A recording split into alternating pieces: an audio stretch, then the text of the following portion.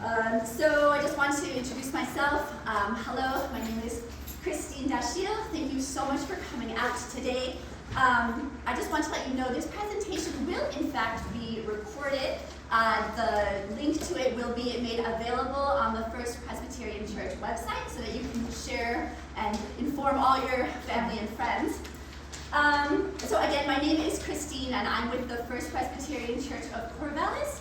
And in the effort to live up to our name as a Matthew 25 church, one of the tenets is to be good stewards of the earth, which is why we're very happy to bring this presenter here who will help teach us how to soften our footprint on this planet by being hopefully better recyclers. So we're pleased to have Mr. Bailey Payne here, who's going to explain the Recycling Modernization Act and how that's going to be impacting us locally. We might have people trickling in. Thank you so much, Beth. First, a little bit about Mr. Bailey Payne. Bailey grew up in Minville and has worked in recycling programming in Oregon for over 20 years. He was hired by Benton County in 2024 and serves as a solid waste program coordinator. Bailey graduated from UC Santa Cruz, served 2 years as a Peace Corps volunteer, and taught elementary school in rural California for 3 years before returning to Oregon. In his free time, he can be found at a soccer pitch, watching his son play or rooting for the Portland Timbers. So, with that, let's welcome Mr. Bailey Payne. Thank you, everyone. I really didn't expect a crowd this big, so I appreciate everyone coming, especially on a hot day like this. Apologies, the room's not a little cooler too, but hopefully I'll keep you awake in the presentation. So I'm going to be talking to you about the Oregon's new Recycling Modernization Act, and I'm going to jump into those details in just a moment here. What I'm not going to be talking so much about is the Coffin Butte landfill and the expansion application. As probably many of you know, there's going to be another meeting tonight on that, as well as tomorrow night. So looking for alternatives to Coffin Butte is kind of more in my wheelhouse, not so much the current expansion application. So we're going to be talking about the Recycling Modernization Act, but to understand that, there's an important concept called extended producer responsibility. And this is really the core of what led to the Recycling Modernization Act being created in the first place. Now, you're probably already familiar, you may not be familiar with that term, extended producer responsibility, but you're probably familiar with the concept of it, because raise your hand if you've recycled a computer around, or other electronics, TV or what have you. Or if you've participated in a drug take-back where you had old prescriptions that you had to get rid of safely. Or you've brought paint to a local paint place to have recycled. Or just recently, now there's a mattress recycling program that's also based on this extended producer responsibility concept. So what that is, what the extended producer responsibility is where the manufacturers of products have to play a role in having their products safely managed at the end of life when the product can't be used anymore. So local governments from not only Oregon, but other places in the US and in Canada and Europe have had these policies in place to put the manufacturers on the hook to help to finance their products at the end of life. The Recycling Modernization Act is the most ambitious of its kind in the United States because it covers a wide variety of products. So printed paper, packaging, food serviceware are the top three things, or the things that the Recycling Modernization Act addresses. So basically, anytime you go into a Fred Meyer, the Co-op, or Safeway, or whatever, pretty much everything you see on the shelf is going to be impacted by this law. There are other states, as I mentioned earlier, that have extended producer responsibility type programs. And this map actually is probably just a little bit old because it's changing all the time.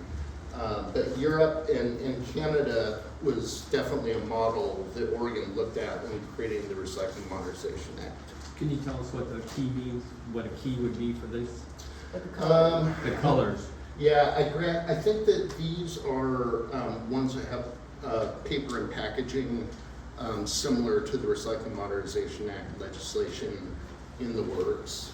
At the time that I grabbed this, Colorado as well, Maine, and then, you know, I grabbed this a few weeks ago. I don't honestly remember.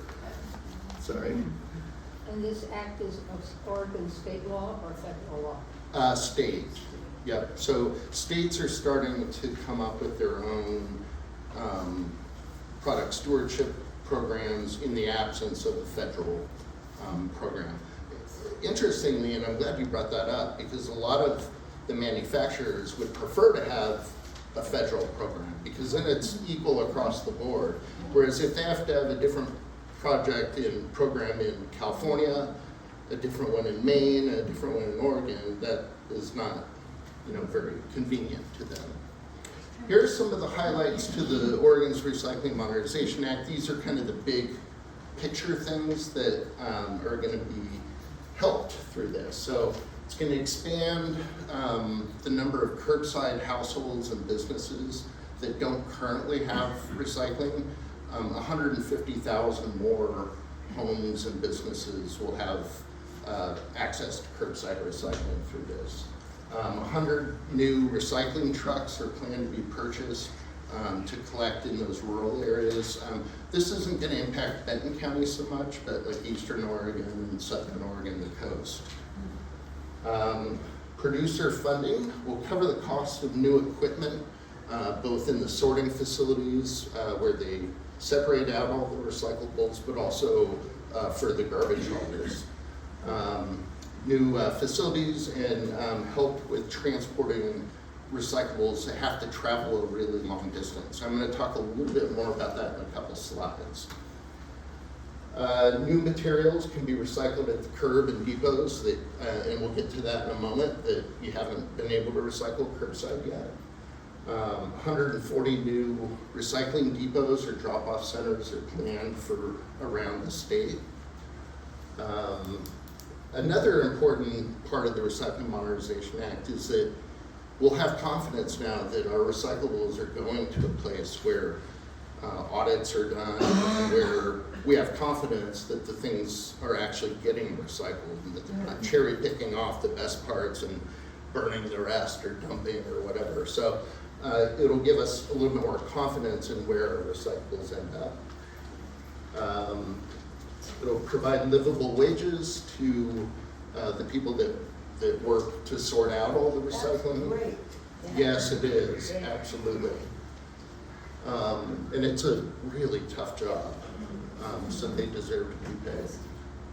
And then one of the biggest things is that regardless of where you live in Oregon, in the coming months as this rolls out, so today I'm going to show you all the new things that you can recycle at the curb, but in the coming months, the rest of Oregon will also be able to recycle all those same things. So if you're on vacation and you're in Enterprise, Oregon, you'll be able to recycle the same things and know what's recyclable, same as you can here in Corvallis. Okay, so what changes for producers? So I said extended responsibility is where the producers of the things that we buy, the packaging, writing paper, and food serviceware, those manufacturers of those things are now on the hook for paying into a system to help finance all this. So, I'm sorry, I'm going to be obnoxious here. There was maybe 15 people out there that also wanted to join. Oh, wow. Will this even be at another time? Tomorrow, I'm going to be doing it again at the community center. You want me to check real quick what time that is so that that message can be, I think so too. Is that? Oh, yeah. Yeah, at 1. We're interested.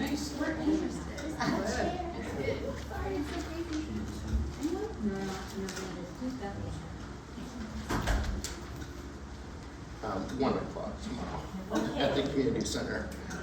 So if anybody passes out, you can get the second.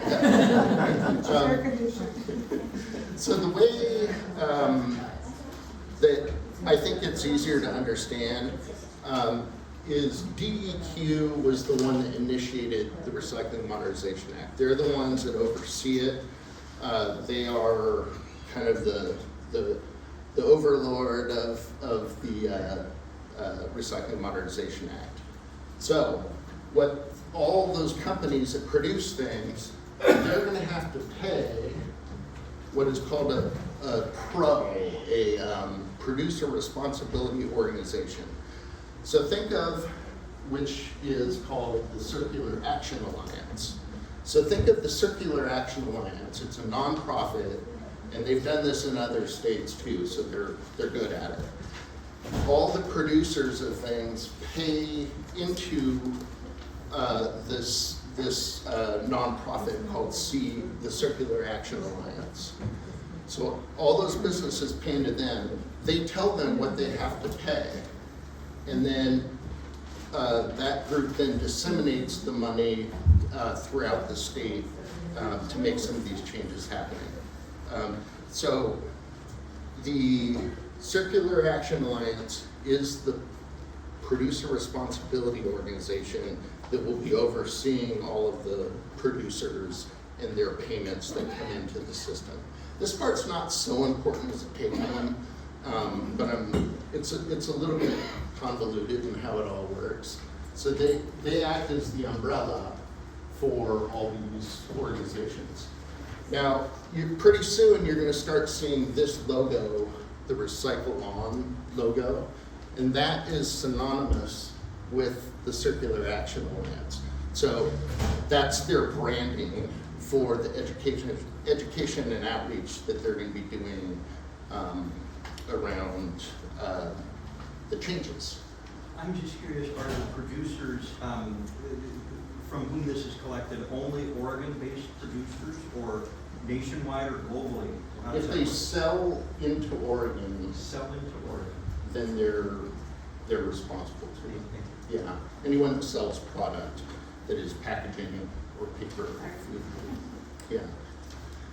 I have a question. Looks like you have a question. Mhm.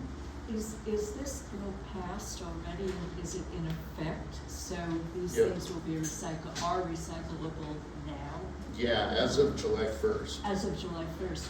And they're gonna build 140 more facilities to recycle. Where does all this stuff go in the meantime? The facilities, the 140 new ones, are going to be rural drop-off locations, and I'm going to be talking about how that's going to impact Benton County in a few slides. But there are about 10 recycling centers where all the material goes, where then it gets separated out by a combination of machinery and hand picking. But there's gonna be a lot more things recycled. Where's all that gonna go? Through the system. So Same. that's part of the investment that these manufacturers are also paying for, is to retool some of the recycling processing centers so that they can better capture some of these new materials that are added. But it's not going to be a huge amount of volume increase. They're projecting maybe 5% more volume that's going to come into the system. Wow. That doesn't make sense. So what does the Producer Responsibility Organization do? Again, this is Circular Action Alliance. they're the ones that are gonna be funding all of the expansions. They're gonna be making the infrastructure improvements to those facilities that we were just talking about. They're going to also help when the markets dip, because recyclables are just commodities like pork bellies or whatever. And so when the prices fall too low, then it becomes uneconomical to continue to collect those things. And so thinking out ahead of that, the DEQ worked to create a system through this producer funding whereby the processors that receive all of the curbside recyclables, if the market dips too low, they'll be able to help subsidize it so that they can continue the collection. And some of you may remember the China sword policies in the mid 2015 to 19-ish.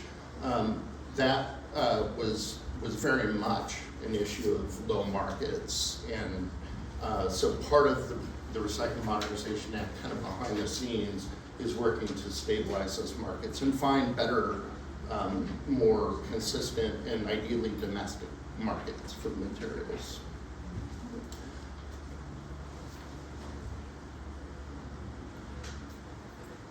So what's going to change for the people at those recycling centers? They call them commingled recycling processing facilities, or MRFs. You may have heard of material recycling facilities.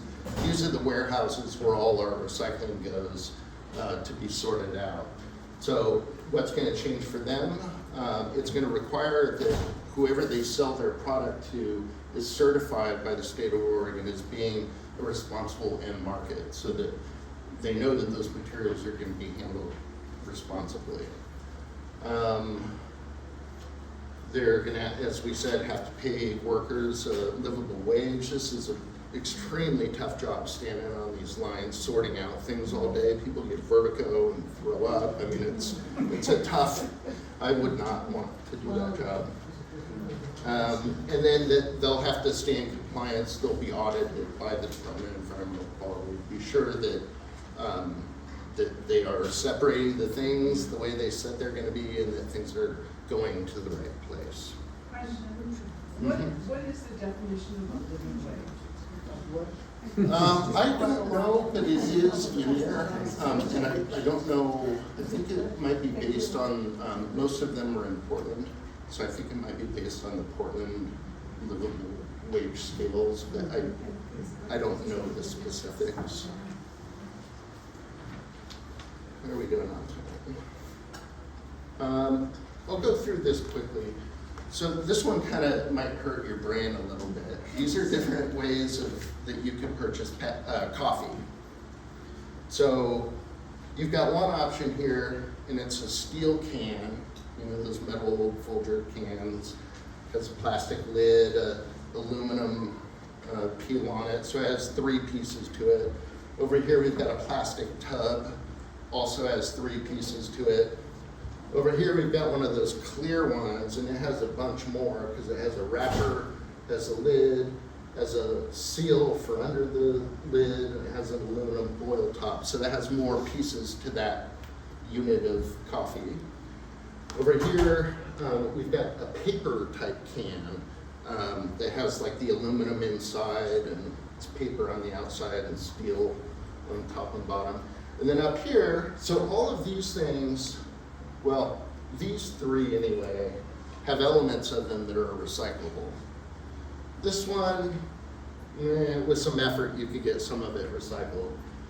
Now the sleeve, this plastic, you know, thing that you get them in, that one's not recyclable and won't be in, you know, through the changes coming. So you might think to yourself, well, I don't want to get one that's not recyclable. But if you, and as a reminder, I'm going to go back a slide. This,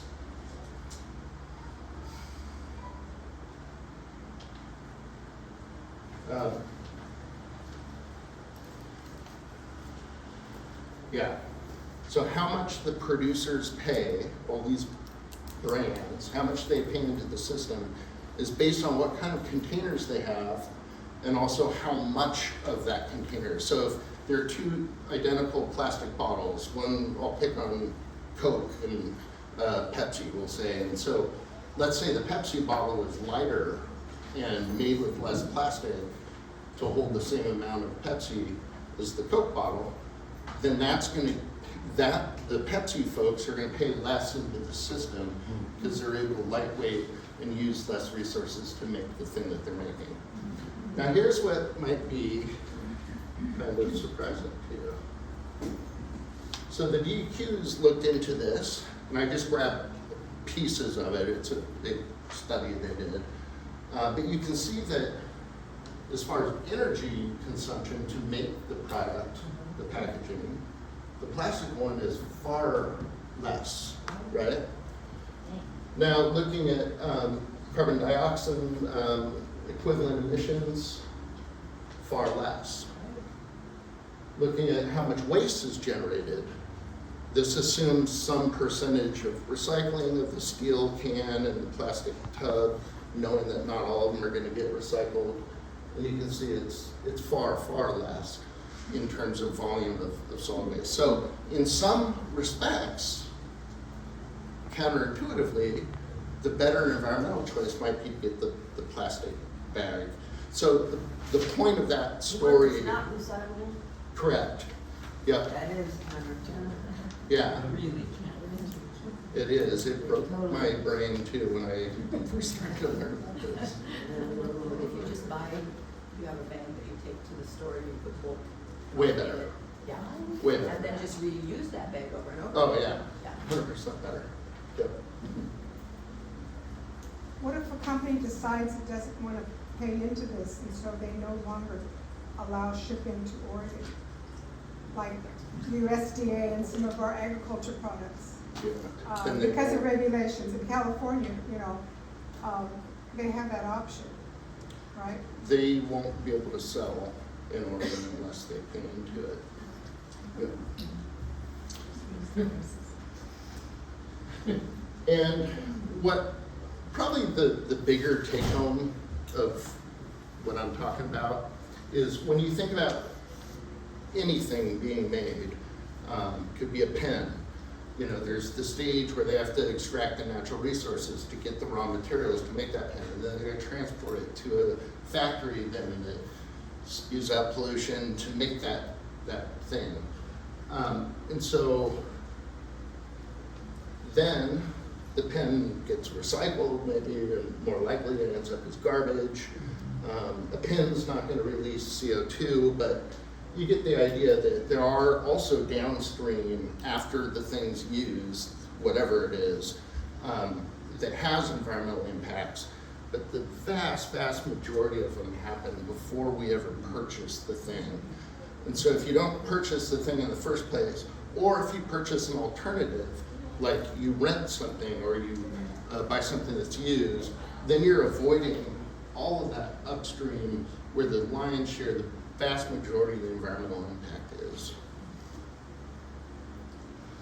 One interesting thing that DEQ did some years ago was they wanted to decide, well, are we really going to try and make people in Jordan Valley, out here in way eastern Oregon, recycle like glass, for instance? We know glass of all the different types, metals and cardboard and paper and so on, glass has the least environmental return because it takes so much energy to remelt it and turn it back into glass.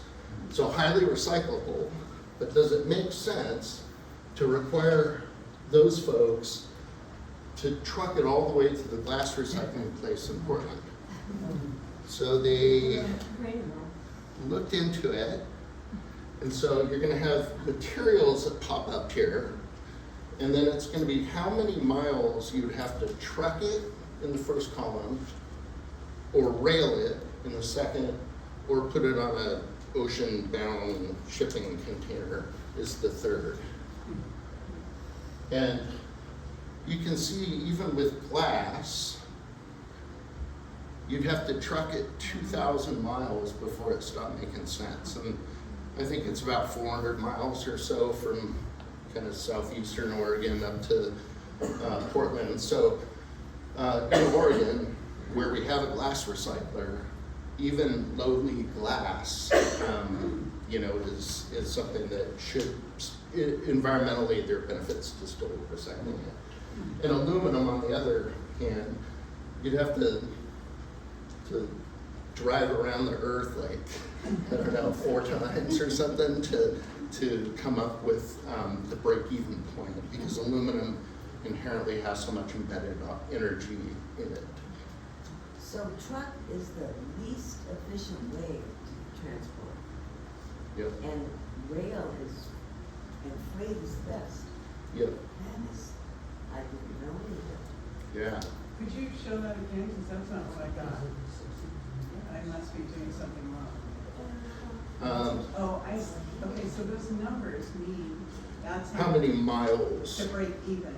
Yep. You're saying like 2,000 is more than the 800 from Jordan Valley to Portland. Right. And It's still worth it. so the rail, and then the freighter is even better, but we don't have any water to put freighters on. They do in Portland. Yeah, You know, but and a you're lot of taking recyclables end up going abroad, where they are being shipped by freight. Oh, okay. My question is, why is rail more expensive than truck? Is it because we subsidize the gas? It's cheaper. And the extraction Cheaper. of gas?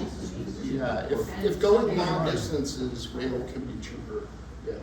It depends on the distance, I think, I'm just saying, we do subsidize those things. yeah. We do. Yep. Okay, I'm almost to what we can start recycling. And I don't see anybody that's fallen asleep yet, so that's good.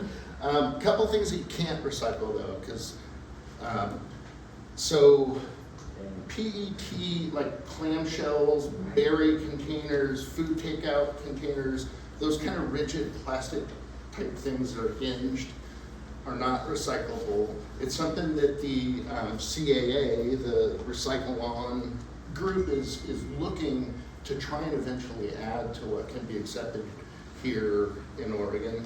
But at the moment, and it could be that this comes in another year or two, that these will be added. But at the moment, they're garbage, unfortunately. But they recycle those in Portland. They take them Not back anymore. at new seasons, Oh, they you don't. can take them Yeah, in, and they take them from, I don't know what they do with them, but they take Yeah. them away from you at any rate. That might be a program called Ridwell, which is kind of an exception.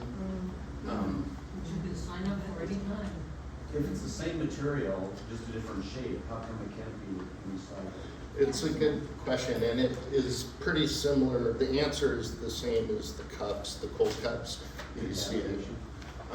Well, the way it's the same resin type, so it's a PET, the same as a soda bottle, right? The way that they make the PET bottles is, you ever notice there's like a little nub on the bottom? So they blow a preform little thing, they blow air into it and it expands into the shape of the bottle.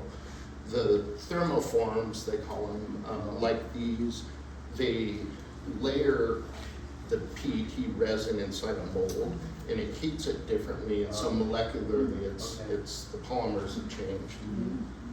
But are they, sorry to be asking so many questions, are the producers of, say, those unrecyclable clamshells still needing to pay in Yes. that's Yeah, and so they're gonna pay more because, and I'm glad you raised that question, because I wouldn't have thought to, but yeah, they'll pay more.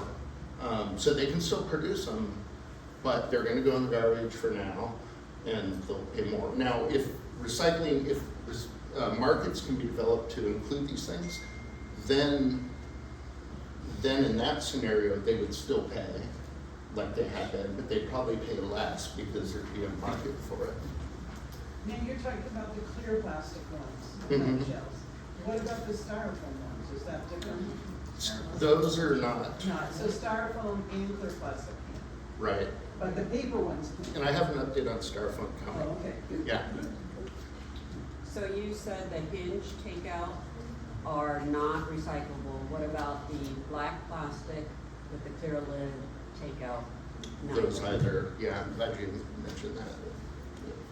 I'm just wondering with the new regulatory group, you might encourage restaurants to sort of get away from these plastic, Yep, whatever. I have something on that coming up containers too. Because Yes. I often think, wow, I wish, there was somebody encouraging restaurants not to have these available. Yeah, yeah, there are a lot of them, I mean, every There town are, has yeah, them. and, some Yeah. places has paper and some don't. Yep. They probably have their reasons, but it's unfortunate. I'm just curious if that is something that they might. Yeah, and I'm gonna touch on that in a couple slides here. Could you go back to the tanglers? Sorry, yeah, forgot. Things boxes that go in the freezer, frozen food boxes they have a chemical in them, wet strength, that makes them perform better. You don't want your boxes falling apart in your freezer. But that quality makes it hard for them to pulp. So if you have, and those potentially could be added down the road, but for now they're not. So if it goes to your freezer, throw the box away. All the boxes? Yes. Any box that goes to your freezer, or for that matter, ice cream containers too, should not be put in. How is that different from the aseptic? The aseptic doesn't have that wet strength. It has multi-layers of material, so it has plastic laminate, it has aluminum, and it has paper fiber. So milk cartons are okay, but not ice cream cartons? Yep. Yeah. Although again, it could change, but for now. One of the things that really causes a lot of problems in the recycling processors is all of, plastic bags are enemy number one. And then anything that they call them tanglers, and it's just anything that's like a rope-like, chains, electric cords, hoses, those kind of things just wreak havoc on their machinery. So those are not good things to include. Couple more, don't put food in your recycling, please, put it in your yard debris cart. Frozen food boxes we talked about, hoses, cords, batteries are another really big issue. That's probably likely gonna be another extended producer responsibility material coming because they cause fires in the recycling centers. We'll put in electronics, diapers, clothes. Okay, now on to the things that you can recycle now. So we have cartons are a new thing. And thank you, Chrissy, for bringing this. She brought in some examples of recyclables, and she did a good job by opening up the carton and making sure it's dry before putting it in the recycling. That's appreciated. This is an example of an aseptic that's small, right? Most of them that I usually see anywhere are like soup containers or soy milk and that kind of thing. So again, these, you just want to be sure that they're empty, clean and dry, that they don't still have stuff in them. If you feel like making an extra effort, you could rip off the little plastic nozzle and throw that away. Plastic containers like this, we get lots of questions on, especially peanut butter. You really want most of the stuff out, but don't think like you have to run it through your dishwasher or spend 5 minutes getting every, tiny little piece of cat food out of your metal can or whatever. They just don't want like lots of liquids in it. Milk in particular, as you can imagine, that gets gross. Those plastic caps, though, I was always told we need to separate them. Glad you asked that. So what's the deal with that?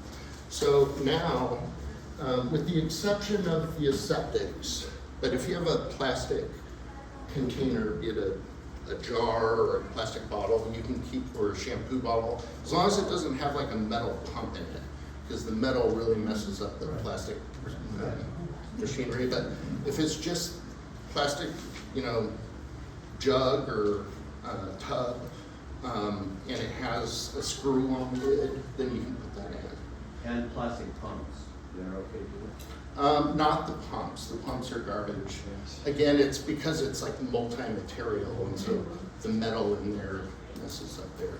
Flat lids, though, I'll talk about in just a moment. So cottage cheese containers, yogurt containers, those flat lids that go on top, don't put in the recycling, but we'll get to that in a moment. And the paper liners inside those plastic lids of the jars, like peanut butter and stuff? Better to throw those out. Yeah. Like the peanut butter you just showed, when they have the plastic top, the leaf top on. Yep. Yeah. Just Because it's hard want to get plastic. as much peanut butter out or whatever is in. Yeah. Yep. Paperback books are okay. Scrap metal is okay, up to 10 pounds. Again, no chains or wires. There are other places, there are depots where you can bring those things. Just not in the mix of recycling. Tissue paper, you know, from like packaging and gifts, not Kleenex and that kind of thing. Egg cartons. If you have a broken egg on it, I would just rip that part out and throw it away, or compost it and put the rest in the recycling.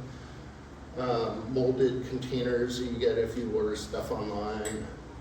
Wrapping paper, as long as it doesn't have metal decorative stuff on it.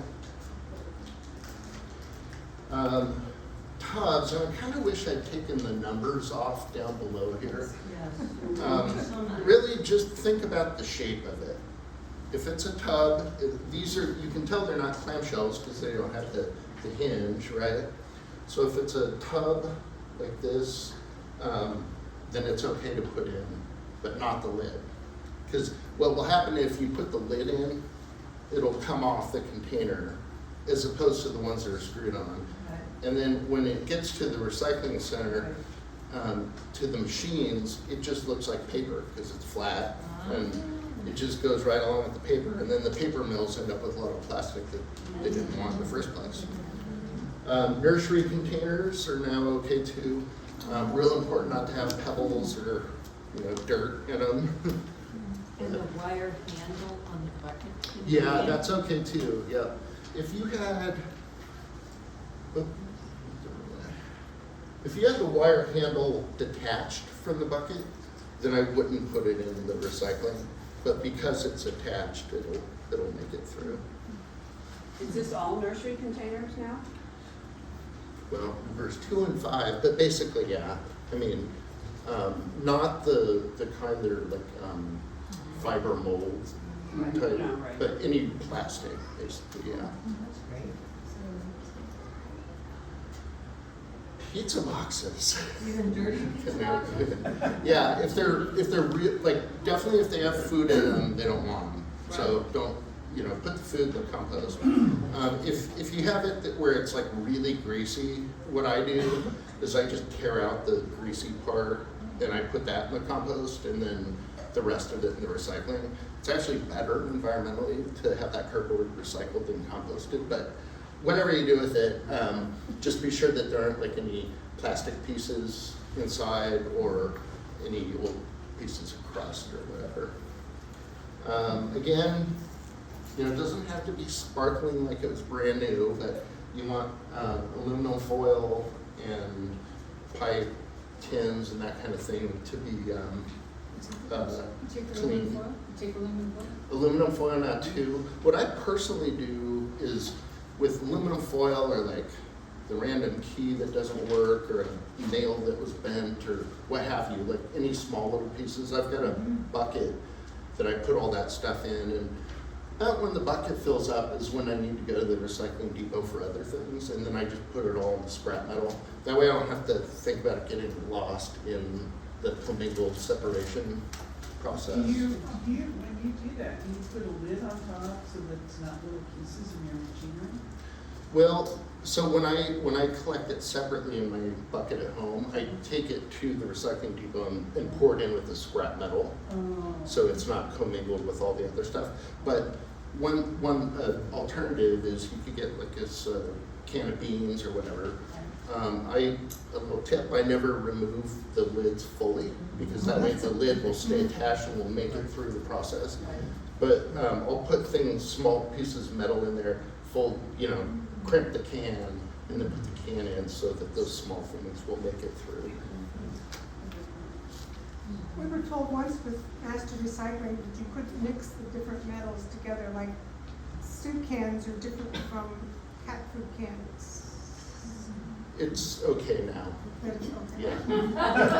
They have, well, it's a good question. They have magnets. So earlier I showed the screen, where they're picking recyclables off the conveyor line. Well, they'll pass by magnets, and the magnets it's kind of cool because all the steel cans will just kind of jump out of the recycling onto it. And then they have an eddy current on the back end that'll get the aluminum and copper and stainless and non-ferrous. Question, is that a CO2 cartridge? A picture of a CO2? No, What is that one is, it's hard on the table. Okay. It's empty aerosol. empty aerosols. Okay, you don't have to depressurize. They don't want product in it, so probably best to spray that into a plastic bag or something. As long as it's empty. Yeah. Okay. Yep. Cool. What I'm also really excited about is I'd mentioned earlier that some funding will be coming to help with the depots. And so the Coffin Butte landfill may end up getting something of a facelift with their depot, but very likely their recycling depot on Walnut will be getting some improvements and also some new containers to accept some of these new things we're talking about. First Alternative Co-op, my hope is that they're going to get a really nice expansion, really hoping for that. And then Philomath doesn't have a recycling depot, so they'll be getting one too. So this will be happening in about a year from now before it all rolls out. Now, what things can you take to the depots, or I should say, will you be able to take to the depots within the next year? So I don't have exact dates on the rest of this stuff for the depots because it's still being rolled out. But plastic lids, there'll be a place to drop those. So again, if you have screw lids, keep them on, or flat lids or whatever random other pieces you can bring to a depot. Those 6-pack holders that you see sometimes seems like they're in good beer when I say it, but those will be accepted. Styrofoam, as probably many of you know, the co-op has a program now where you pay a little bit to help subsidize or cover the cost of their expense to truck it down to Eugene. Well, with these changes in the Recycling Modernization Act, the couple start getting paid to manage that, and they may end up getting processing on site and not truck it down to Eugene. So more info to come on that. Shredded paper is another thing that's, I talked about the lids, how they behave like paper in the system and just end up going off with the paper to be recycled, which of course they're not because they're going to a paper mill. Shredded paper has kind of the opposite problem where the little pieces filter down through the screens. And so if you put shredded paper in your recycling, it's just going to make a mess and won't probably end up getting recycled. So they're going to have depots now that will be able to accept that. Pressurized cylinders like Coleman stoves, that kind of thing. And plastic bags. I'm sure you've all seen that there already are plastic bag drop-offs at some of the grocery stores. So they'll also be at the depots with this Yeah. expansion? Yep. Maybe not all of them, it depends which depots decide to take on what things, but likely at most of them, I think. Other things you can bring to the depots, these particular things are things we've already talked about because you could also put them in your curb. But if, say, you had a lot of buckets to get rid of if you're a business or something, you'd be able to bring those to the depot, or if you don't have curbside service. I'm just gonna very quickly talk about this. Another part of the RMA legislation is that the producers pay into a fund that will help, that those dollars will go to trying to create waste prevention programs for these materials.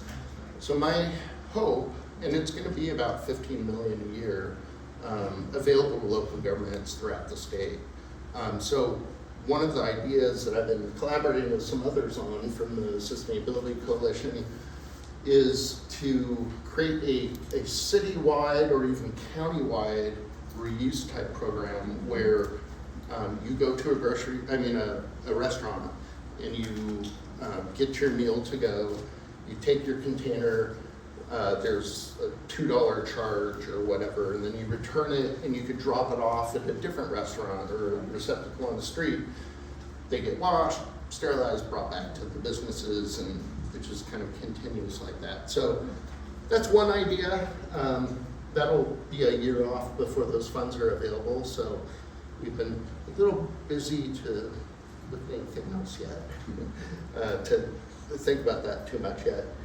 A couple other things that aren't related to the Recycling Modernization Act. There's the right to repair bill that was just recently strengthened to include wheelchairs. But this gives small businesses that want to get into reuse, and individuals that want to be able to repair their phone or their car or their fridge or whatever. So it, again, requires the manufacturers to provide what kind of tools are needed and repair instruction booklets and that kind of thing. Styrofoam ban took effect at the beginning of the year, so you should be seeing a lot less styrofoam out there, including the clamshell types that were asked about earlier. So yeah, that is a good thing. Mattress recycling, I think I already mentioned that. We're trying to find a permanent location for mattresses. Okay, I wasn't sure where I was, but I'm doing okay. So I'm getting to just a few of the last things, and I'll open it up to any general questions. But go ahead now. You're mentioning about trying to make less clutter, less litter around. I noticed that there's still a lot of litter on our highways and freeways.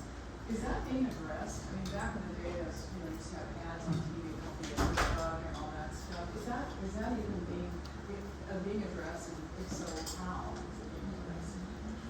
I haven't been with the county long enough to know all the things that are happening, but I know like they have inmate crews and juvenile crews also that will go out and do those kind of things. I know the Republic hires them to do those in the vicinity of the landfill.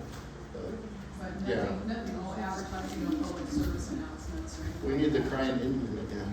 Yeah, we do, yeah. Okay, thank But you. they've got to cover your load, and that's the big problem out in your Yeah. commute is they're not covering loads.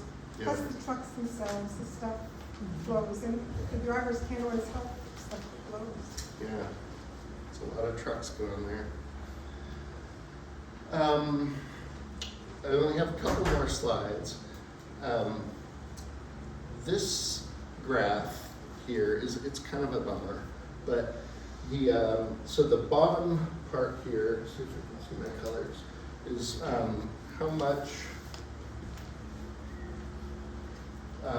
how many tons were recovered. So that's everything that's recycled. This is looking at Benton County only. Everything that we recycle, everything that we compost. If wood gets sent to a hog fuel place and gets burned to generate electricity, that would count. But basically it's the recycling and composting is the bulk of this. And you can see that it's been kind of flat, and we've actually dipped down. So we're currently, or as of 2022, I need to update this, but it didn't get better in 23. So there were 33,000 tons that were recycled or composted. looking at. Is that over time? Where does it? Yeah, sorry, back here is 1992 to 2022. So the next one is how much was disposed. So increasing, right? Here locally, this is just locally, it dipped a bit, but now it increased to about as high as it's ever been, right? And that's pounds, that's the total number of tons that the community has put in. So, you know, population increases, you'd expect garbage to go up a little bit as well. Then the next one is our recovery rate. So of everything that is generated, of all the stuff that we consume, what percentage do we recycle or compost? What percentage goes to landfill? And you can see our recovery rate is at 31.5%, which is almost the lowest it's ever been since we began keeping track in the early 90s. And the one that scares me the most is this top blue line, and that's looking at just everything that we consume. So it's the sum of what we've disposed and what we've composted and recycled. And the reason that that is concerning is because it's great to recycle, and we all should recycle, and we should definitely all compost our food. But the environmental benefits of that are pretty small compared to waste prevention in the first place. And that's really where, you know, where the biggest impact that we can have environmentally in our lives, one of them is by consuming less. And you're all here, so you're probably already mainly doing that. But as a society, you can see in 2022, we threw away, this is the average person in Benton County, each one of us, babies to seniors to everyone, threw away the equivalent of 4.6 pounds per person per day, and recycled or composted 2.1 pounds per person per day. And that sounds high, but that does include businesses that are, you know, business waste too. Can you tell me where these numbers are from? The DEQ, Department of Environmental Quality, yeah, tracks all this. And just again to this one, all too often the conversation is around the end of life, and we've got to get this recycled, we've got to get this composted, you know, the landfill's filling up.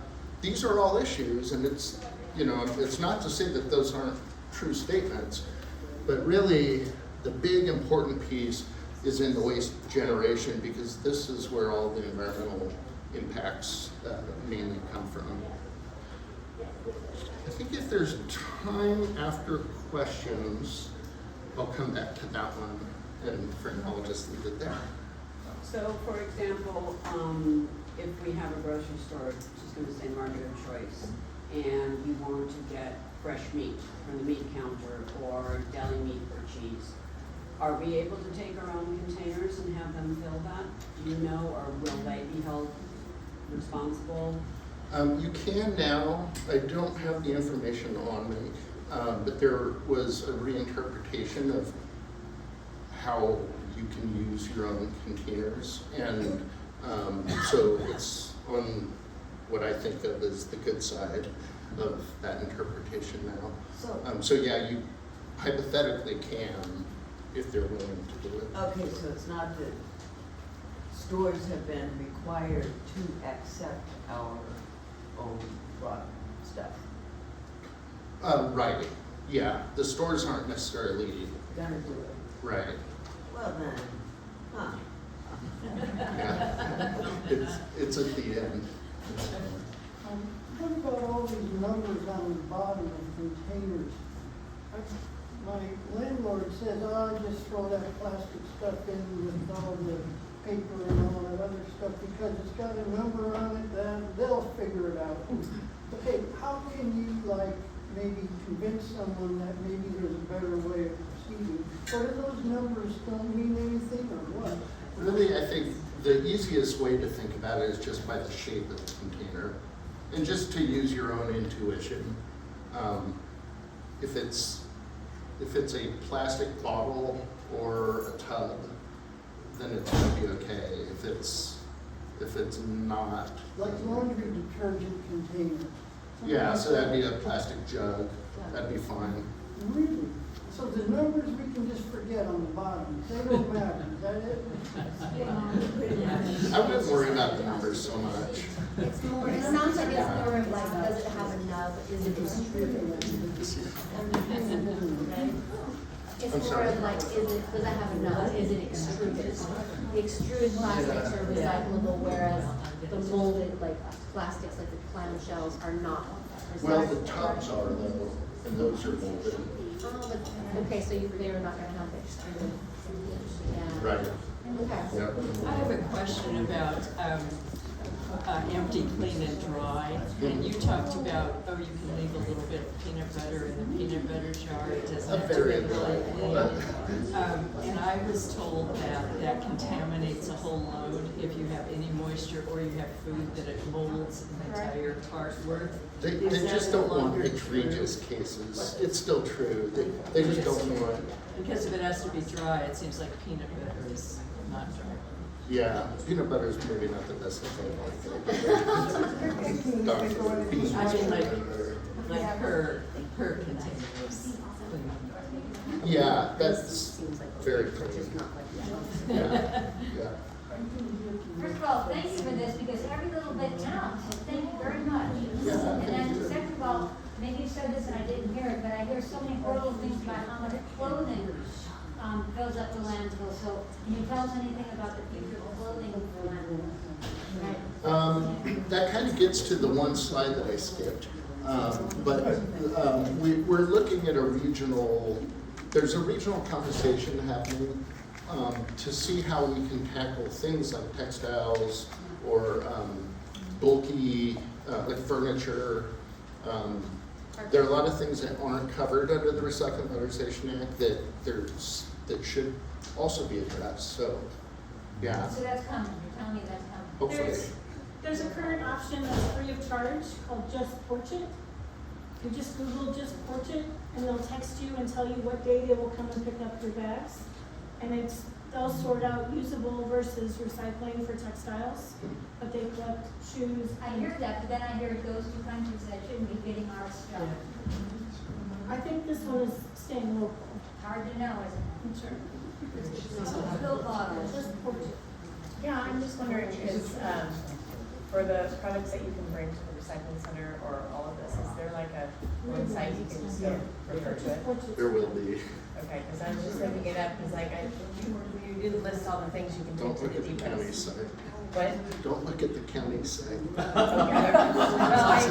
I was just looking and I'm like, where is it all? And you know, the Google says Yeah. it's the old, it's the old. It's coming. Okay. Yeah.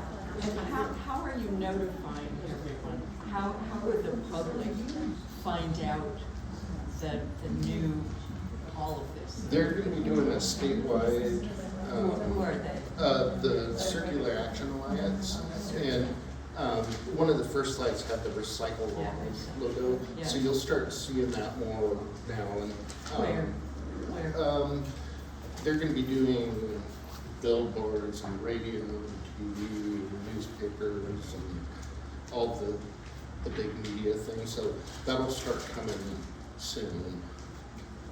You'll start seeing that stuff, yeah. What role does Republic Services have in this processing under the new recycling plan? They're a beneficiary of it. They're eligible for some of the incentive, some of the funding streams. Yeah, so they're going to be obligated to do some of the education outreach and some of the requirements. And is there some supervision over their cooperation? Everything now to be The DEQ oversees that. Oversees the group, the producer responsibility organization. That's not encouraging. Where does all the stuff go? I mean, you said it goes to Portland. Are there, I don't know, are there places in Oregon that are actually doing the recycling, or are they sending it to other states? Are they sending it overseas? I think you said, I know China stopped accepting our garbage, but how is that, being used? I was just curious. Is it all going- Yeah, it can go domestic or it can go abroad. And like I was saying at the beginning, they're a commodity. So someone that's purchasing aluminum could be manufacturing an airplane in some, distant place, or it could be, well, we don't have an aluminum can maker in Oregon anymore, but it could go to a domestic market to make aluminum cans or So widgets. the people, so like a person who's a manufacturer would actually do the recycling part? Yeah. It's not Well- like a well, recycling place? They that would recycles it, purchase or- the raw product, be it bales of paper or bales of metal or bales of juice cartons, whatever it is, they're either going to process it directly. So like a paper mill would get truckloads of bales of paper and put it in their hopper, and they would be the actual recycler. And other, like plastics are a little bit different because oftentimes those get pelletized and turned back kind of into the recycled, what would otherwise appear to be virgin feedstock for plastic producers. So if there's a company, say, making agricultural pipes, they may be purchasing a lot of recycled content pellets to put in their extruder to make those pipes. Actually, I wanted to say two things. I didn't get to finish reading this book, but the library has a book called The Basic Orders. And anyway, I only was able to read the first part. It's a little depressing because of all the things that are happening in other countries, but I can suggest that. And then the other thing is, you mentioned about trying to have people start at the beginning and not purchase things. And I agree with that, and that should more education be done. I mean, it just seems like we're a consumer culture. Obviously, probably getting out people here, but younger generation and all the shops are other ways like things really And online purchasing makes it so easy now to buy things that you maybe wouldn't have even thought to buy before. When I first started in the recycling industry, you'd go into these recycling sorting facilities and they'd have these mounds of paper that were, or actually it was all the recycling that was coming in. And they, it would fill a gymnasium in a given pile.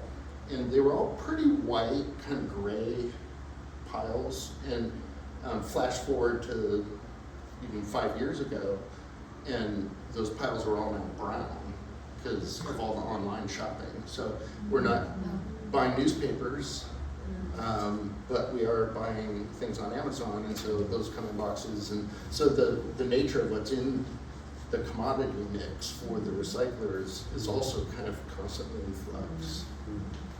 There's a question over there. Can you recycle pill bottles? Not pill bottles, not at the moment, but when the depots open up, I think that those will be okay to bring to a depot, but not yet. And again, it's partially because of the size. In large part, it's because of the size. They want things to be 2 inches by 2 inches so that they don't slip through those cracks. So I have a question, that 2-inch rule, that's for the commingled, or are we waiting until the? For the commingled. Okay, and is it 2 inches in just at least one dimension, or has it to be? 2 is ideal, but like for paper, if it's a Post-it note or bigger, Right. it'll make it through. But if you put something Right. smaller, it's probably not going to make it. But for plastic, like a supplement bottle is okay, but Yeah. just not like really small. Yeah, yeah, like a little prescription. And for those, we can leave the lids on, if Yeah. it's plastic and plastic. Yes, with the exception of the tubs, just because they don't screw on. Yeah, Right? so screw-on lids, only if it's a plastic container that it goes with. Yep. So if it's a milk container, don't leave the plastic lid on that. Oh, you can leave that That'll on get too. sorted Just out. be sure to rinse it out. Sure. Yeah. Okay. Milk And then out those poor people. the tub lids for the depot, that's maybe a year out. you're saying? Right. Okay, so Yeah. not anytime soon. My garage space has been suffering. Yeah. Looking forward to I have it. another question, about, I noticed on plastic, but on the composting, the yard waste bin. We were told that we could put in the pizza boxes that had food on them. About the shredding, I always had plastic, little thin plastic bags that I put the shredding in, and the shredding, that I always threw in the garbage. You're saying we can't put that in the recycling because it's so small. Can we put the shredded paper into the yard waste bin? I don't recommend it, and here's why. If it was just you and I talking and no one else is here, and we were sure that it was just paper, but a lot of times they have plastic laminates on things that you're not gonna end up wanting to be ending up in compost with. Same with like staples and things like that, and the paper. Yeah, you don't want that. You're shredding. Yeah, Because they will but- shred the staples too, but that's a. Yeah, they, In the occasional shredded credit card. yeah. And DVDs and such.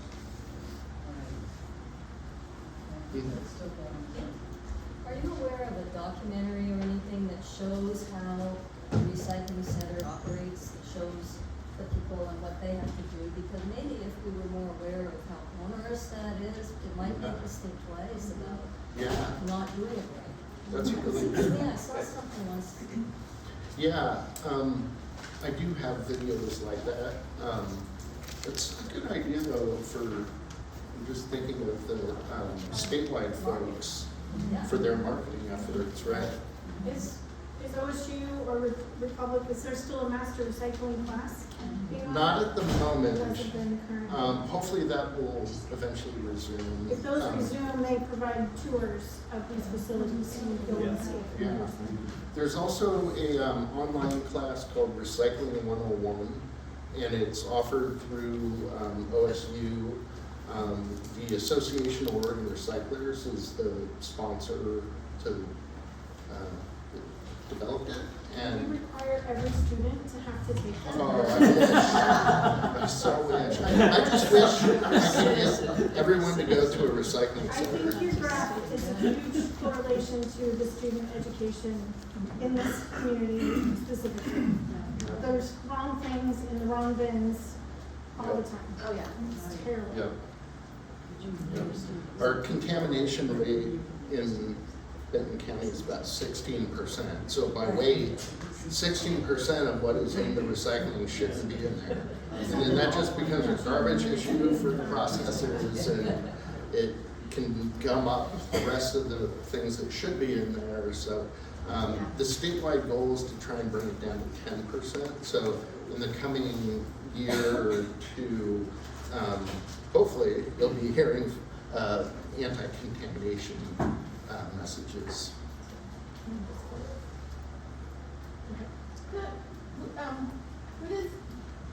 Is it okay to use compostable or biodegradable little food bags for putting our compost in the food? No. No. I know, unfortunately. Did we get to see the last slide? What's Did that? you see the slide you skipped? Oh.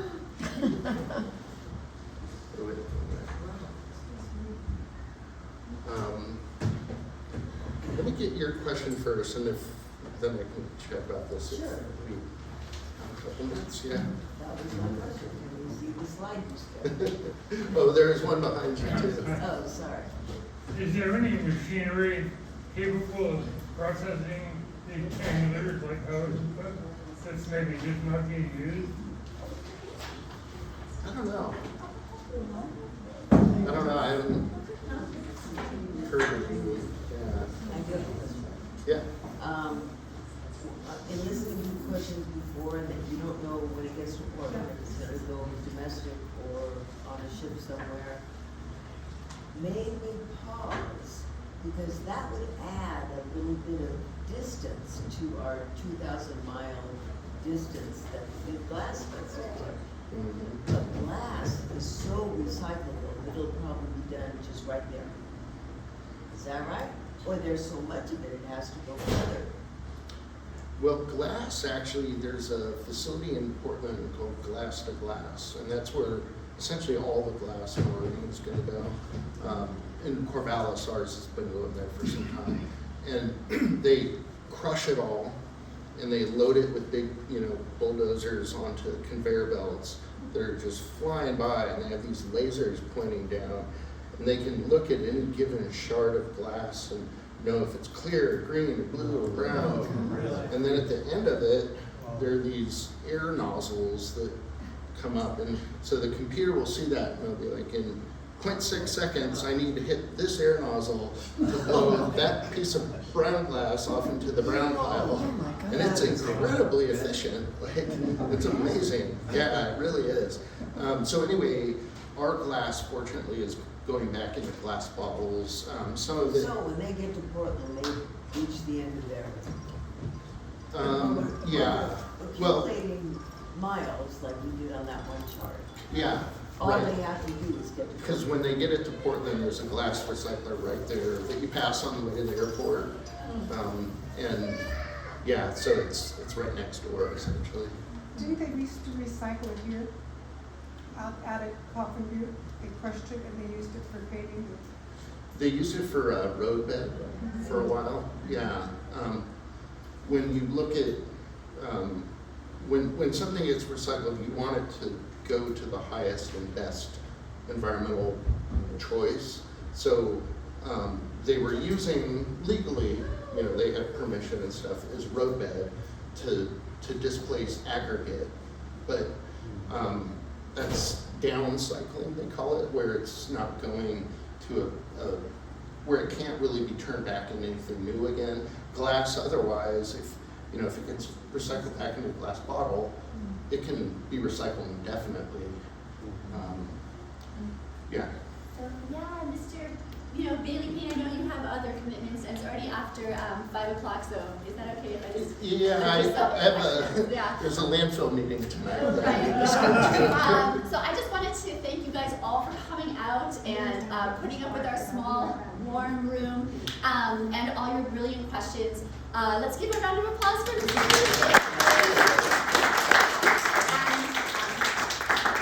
Don't forget, there will be this recording available on the First Presbyterian Church website, and Mr. Bailey Payne will be doing this presentation tomorrow, 1 o'clock at the CCC.